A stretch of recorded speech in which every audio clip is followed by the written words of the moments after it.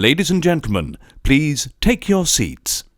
Never doubt for a second that the burn book rules eternal, and guess what? If you're within the sound of my voice, that must mean that you're in the seats with once more. As always, my name is Dave Voigt, and I'm the host of this podcast, where we sit down with a wide-ranging variety of entertainment industry professionals and we pick their brain about current projects, state of the industry, how they got started, and so very much more in a light and in a conversational fashion. And you know, if you like how we do things around here, well, I'm going to assume that you do, because let's face it, you're listening right now. And if you are listening, keep doing it, and keep subscribing. Hit that subscribe button, give us the old 5-star rating. Pound that like button on your podcast provider of choice. Set your notifications, too. That always helps. But we're available pretty much everywhere. Places like Apple, Amazon, Spotify, Google. And plus we archive every single one of our episodes over at our In the Seats YouTube channel. So if you can give us a like and subscribe there as well, we'd absolutely appreciate it. Also, don't hesitate to check us out on social media. We're on the Facebook, the Twitter, the Instagram, the Letterboxd, the TikTok, the Threads, the Tumblr, probably a few other places that I'm forgetting, at In the Seats, for all sorts of fun updates.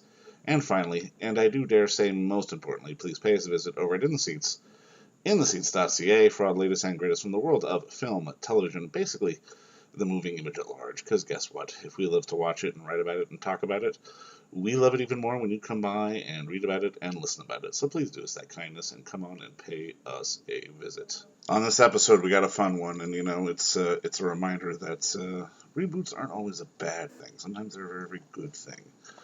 In case you didn't already know, we're talking Mean Girls, which had a great run in theaters. It's on VOD now. It's going to be on Blu-ray imminently. We're a little late in publishing this interview, we'll admit that, but the business in life tends to get a hold of us every once in a while, which happens, you know. It's part of life. But in case you didn't already know, Mean Girls, this new version, it's not necessarily a reboot, but I mean, it's set sort of in the future, a bit of a twist from the original writer Tina Fey. And it's the tale of young Cady Heron, who moves, you know, finally getting to school, finally get to school with other people, and she's a hit with the plastics. The A-list girl clique at her new school, but it all changes when she makes the mistake of falling for a boy, Aaron Samuels, who just happens to be the ex of the Alpha Plastic, and things go horribly, horribly awry. This is actually adapted from the stage musical of Mean Girls, which was obviously a big hit on Broadway and beyond, and this movie was a big hit too, and it was a lot of fun. And we had the unique pleasure of sitting down with the directors, Samantha, Jayne, and Arturo Perez Jr. about putting together yet another iconic chapter in the burn book, and getting the music together and getting it all up and running for a hell of a lot of fun. And like I said, no matter how you watch it, on demand, Blu-ray, watch Mean Girls, this new version, because this new crop of stars with Angourie Rice and Reneé Rapp, it's a hell of a lot of fun, and I mean, I cannot recommend it highly enough. But go check out Mean Girls, however way you can. Stream it, buy it, whatever works. But first, enjoy our talk with Samantha and Arturo, because between you and me, it's a pretty darn good one. Obviously, first off, Arturo, Sam, thank you so much for the time today, and congrats on the movie, man. I swear to God, it killed me the first time I saw it. I absolutely loved it. Oh, good. Thank you, man. Thank you so much. Really appreciate that. No, I mean, I guess my first question is, like, walk me through that initial meeting. Like, who's the first phone call? How do you get involved with this? Is it Tina? Is it Lauren? Sort of, how does that ball start rolling? We got an email from Eric, who is Tina's producer. That's how it starts. Producing partner, yeah. So if you get an email from Eric, it's a good email. Absolutely. And then I think he asked, I mean, and then we hopped on a call with Zoom. him, and then just was like, hey, would you take, wondering what your take would be on this script. And I mean, I was like my soul left my body. I was so excited. I mean, I've always been such a Mean Girls fan. You had quit coffee and all caffeine. Yeah, I was like on month 6, just as like a cleanse of like going off my 3 cups a day, just like cold turkey quitting coffee. And then it, you know, we had to like kind of prepare like our thoughts. Yeah, we were gonna prepare a treatment of what we would do in our approach. And I remember I had this like large Diet Coke. Like a goal. And I was like ready to go. And then this treatment came together in this like frenzied mania. And yeah, and then we shared it. And then we started having initial conversations with, I think first with Lauren. Well, first with Eric, then Lauren. And then we spoke to Tina about it. And we were all just really gelling on the direction we wanted to take it in. And it kind of took off from there. So thank you, Diet Coke. Love it. Now, I mean, I think the thing that really stood out for me was just sort of the staging and the production design, because I mean, again, it's one of those things that it didn't feel like you were, filming a musical. It felt like you were doing a movie musical and really immersing us into these numbers and really, covering us in the glitter and the gold and everything else that was happening on screen. Can you talk a little bit about how you guys wanted this to really look and feel? Because I remember seeing this in the theater the first time, like it popped and people were just like going out of their minds for like every single number. Well, thank you so much. That's so good to hear, man, that it connected. I think overall we had a rule, that it was just like, well, actually, no, let me take that back. I think that more than anything, I think we really wanted to go into each character's perspective, Mhm. because thematically it's that we should all coexist, right? Yeah. Like that's kind of what you're saying. Like the message of the film is like, hey, but so we wanted everyone to kind of walk a song in their perspective, or like a day in the life, like see the world even for a minute, how they see the world, Yeah, so many of these songs are so character based and personal that we thought, I mean, as fans ourselves, it would be such a treat to be able to kind of go into the inner world of these characters finally and really see, all these characters. We had VO for Cady in the original, but how can we dive deep and break open the inner reality of all of these characters through the different numbers? So immersive was the word that we used a lot with this, and just kind of, I mean, we're massive fans of musicals, but sometimes when it's just, you have that like wide, big crane shot, like hundreds of people dancing in this direction when the camera's actually over here, you kind of feel this disconnect between what's going on. And I mean, a ton of people dancing on stage is extremely impressive, but sometimes there's a bit of like an emotional disconnect when you're watching it on screen. And I think the joy of being able to explore something cinematically is to be this close to somebody, and use the space in this immersive 3D way. So then you to immerse that, you also like added like the best camera operator in the world to be a dancer with them. Right.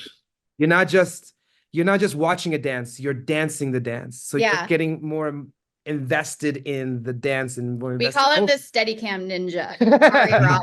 Yeah, I mean, there's only like a couple, like there's only one person in the world that could have done that, and he did it, No, I mean, I gotta ask, I can imagine you guys were sweating casting, because I mean, as great as Angourie and I mean Reneé are, everyone is so great in this, and I mean, your narrators are so linchpin to the entire thing. I've got to imagine that just finding the right people to really hammer home what you guys wanted was you were sweating over, especially in the early days. Oh yeah, but I mean, some people just like Auli'i, we always knew she was Janis. Yeah, we were shooting something in Vancouver actually, and Canada shout out, and she was in Vancouver. She was in Vancouver shooting something as well. So we met in person, and I mean, we had already known, but I mean, just meeting her in person, and I think she like dressed extra Janis that day too, because I mean, she's such a bubbly, wonderful person, and she just like brought the like visual Janis energy to that meeting. And I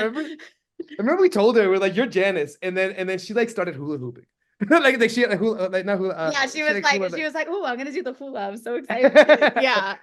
And that was really cool. And I think Tina had seen Jaquel perform in A Strange Loop on Broadway, in which he starred and carries this show for 90 minutes without an intermission. It is the bravest performance I've ever seen in my life. Yeah, and Tina was like, "You guys have to go see him." So we saw him on stage, and we were absolutely floored.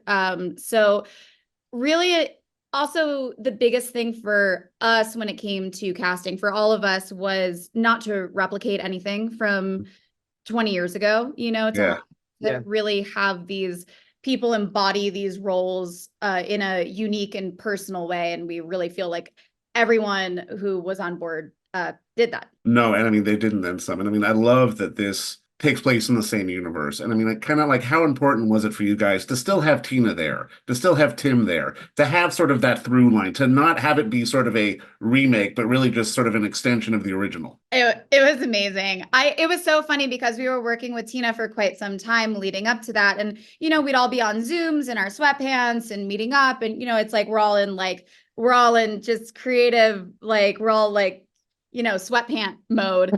And then seeing her as Miss Norbury for the first time on set, I was like, I felt like this little girl who like saw like Mickey Mouse at Disney World for the first time. I'm like, oh my God, you're real, you're here. It was so cool. And Tim is like the most hilarious straight man you've ever seen. Like his dry delivery is like the funniest thing ever. How it's like, what a challenge to say this, like like a lot of the same lines again, but it still hits. Like it hits. Yeah. And it's amazing. It's you know? so funny. And that's a testament to, you know, Tina and her writing and her delivery. And I mean, when we read the pages that when Tina was like, when Miss Norbury was actually in a relationship, married to Mr. Duvall, I like actually screamed. I was like, that's amazing. Yeah, it was a lot of fun. Like I remember you squealed because squealed. you read him first because she got the email first, and I was like doing something. I think I was like something in the kitchen, and then like you started reading it first, and then I remember you're like, oh my god, and then like I was like, what's going on? I know you thought something was wrong. I'm like, so as fans ourselves, it was really cool. Yeah. Now, I mean, last question, just to wrap it up. I mean, can you guys now carry the emotional weight of bringing the Burn book back into the pop culture zeitgeist in the new decade? Like, are you guys sort of aware of what you have brought back into the universe? Oh, it's been there. It's been there. Oh man, in every iteration. Have you been? Yeah. Have you been in the comment section on any social media? Really? Oh my. Okay, fair enough. The Burn book exists. Yeah. I was particularly happy on a personal note because the first time, well, when we see the Burn book revealed later in World Burn, stashed away in the closet, we wanted to put it next to something you know, kind of sweet, like something that is hidden that Regina would never show anyone. And it's my pink teddy bear from childhood. So seeing one of my favorite movies from childhood next to my pink teddy bear, like the Burn book, next to my it's like teddy we called bear. it like the sweet and the sweet and spicy. Sweet and spicy. But I mean, both of you, honestly, congrats on the work, congrats on the ride, and just thank you so much for the time today. I really appreciate it. Thank you so much, brother. And don't forget to visit our friends over at Bay Street Video for all your DVD, Blu-ray rental, or purchasing needs this summer, as they are still open for curbside and some mailing delivery as well. Over at 1172 Bay Street, Toronto, Ontario, Canada, you can give them a call at 416-964-9088. That's 416-964-9088. Or send them an email at baystreetvideoto@gmail.com for any of your DVD and Blu-ray needs.